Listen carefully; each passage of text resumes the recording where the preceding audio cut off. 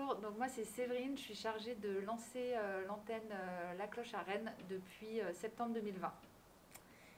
Moi je m'appelle Manon, je suis le service civique de la Cloche à Rennes depuis mi-mars. Alors c'est une association qui lutte contre la grande exclusion par la création et le maintien du lien social avec les personnes sans domicile. Donc on mène plusieurs actions dans ce sens. Donc on va à la rencontre du public sans domicile et ou en grande précarité et on propose des activités inclusives de faire ensemble qui mélangent les habitants et les personnes de la rue. Alors c'est né en 2014, ça a été fondé par Louis-Xavier Leca qui en descendant de chez lui dans sa rue se rendait compte que les personnes sans domicile ne poussaient pas forcément la porte des commerces ou se sentaient pas forcément à l'aise. Et donc il s'est demandé comment recréer du lien entre justement les habitants du quartier et les commerçants et les personnes sans domicile qu'on croise tous les jours en bas de chez nous.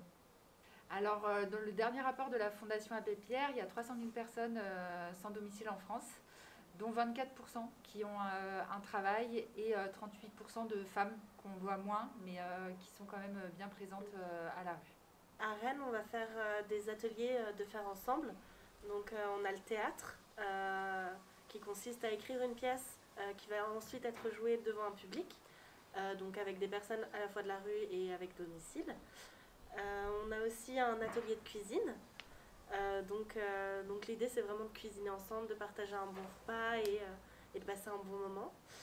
On va essayer de monter un projet littéraire sur Rennes, parce que l'accès à la culture est quand même hyper central dans les problématiques. On fait également des rencontres de rue, histoire de vraiment aller au contact et d'écouter et d'être là pour pouvoir entendre les problématiques et passer et recréer ce lien en fait. Et on développe aussi un réseau de commerçants solidaires via un programme qui s'appelle Le Carillon, où les commerçants qui le souhaitent ouvrent leurs portes aux personnes sans domicile pour leur proposer des produits ou des services gratuits du quotidien.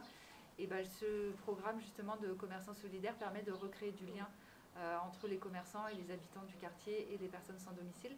Donc on est en plein développement à Rennes. Donc d'ailleurs s'il y a des commerçants qui sont intéressés pour nous rejoindre, des coiffeurs, enfin voilà, plein de types de commerces, on est ouvert et c'est en plein développement actuellement à Rennes et il y a déjà plusieurs commerçants qui nous ont rejoints. Donc voilà, ça démarre plutôt bien malgré le contexte sanitaire compliqué. Et on a aussi un volet où on donne la parole aux personnes sans domicile via des podcasts, via une gazette, via des vidéos pour justement qu'eux s'expriment sur leur vie à la rue, etc. Donc c'est très important pour nous de leur donner la parole. Et au sein de nos équipes, on accueille aussi des bénévoles sans domicile ou qui ont vécu la rue pour faire les activités avec nous. Et après, on a plein de projets en cours. On voudrait lancer des soupes impopulaires où c'est les personnes sans domicile qui préparent la soupe et qui distribuent justement aux habitants. Donc le but, c'est d'inverser les rôles, contrairement à ce qui se fait d'habitude.